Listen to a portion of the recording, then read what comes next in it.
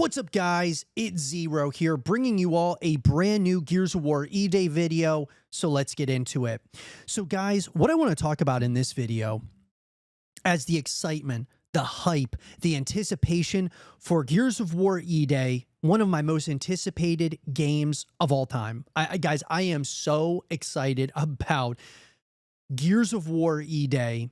This has been a title that many of us as Gears of War fans have been wanting one of these games to be based around, that being E-Day. The only other one I can really think of that people really have wanted, from Gears of War, as it's gone, as the series has kind of taken its form over time, is like the Pendulum Wars.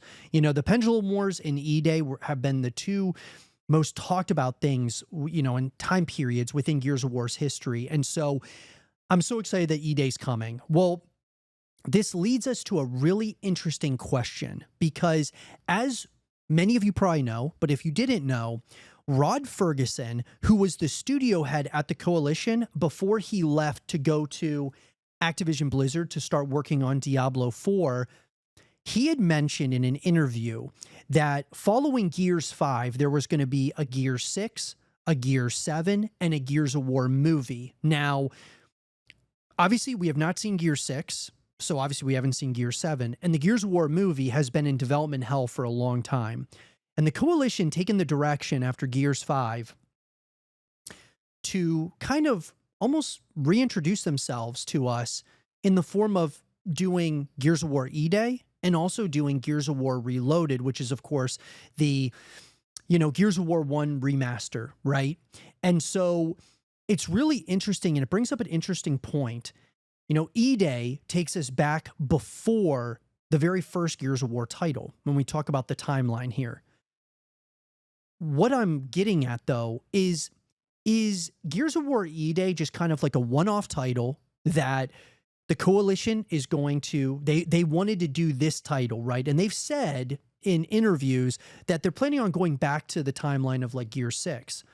But what if Gears of War E-Day does really good? Does gangbusters types numbers, which I believe it will, because if they release it on Xbox and PlayStation, I believe it'll be the biggest Gears of War title of all time.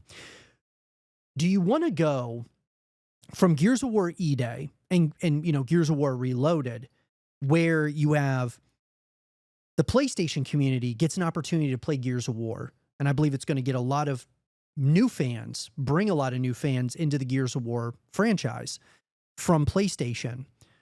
Do you want to go from Gears of War E-Day and jump all the way to Gears 6 right after that?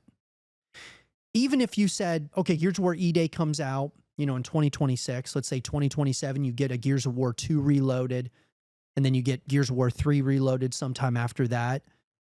Do you really want to jump, though, all the way to Gears 6?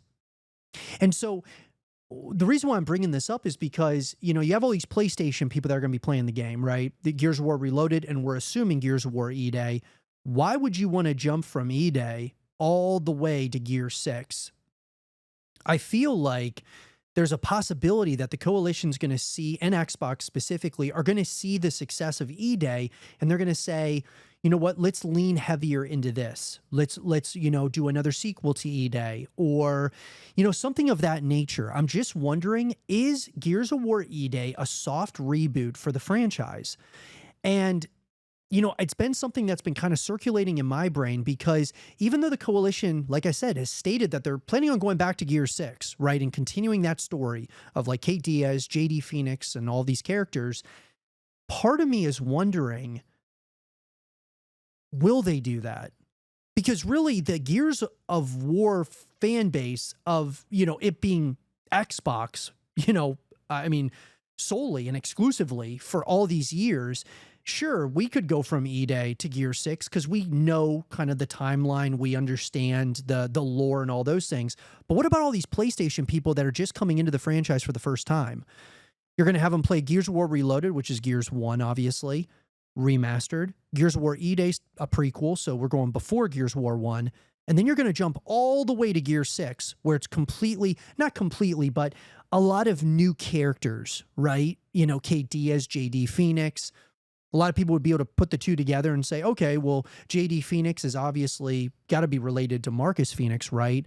But if you're not a heavily in tuned and involved in the Gears of War franchise, and you're, a PlayStation player, playing these games for the first time, that's where there's a lot of confusion. It might turn people off from Gears of War because it's like, wait a second, we're going from E-Day to Gear 6. Wait a minute, I didn't even know there was a bunch of other ones in between this, right? And so I'm just putting this out there as a question to all of you. Is Gears of War E-Day a soft reboot for the franchise?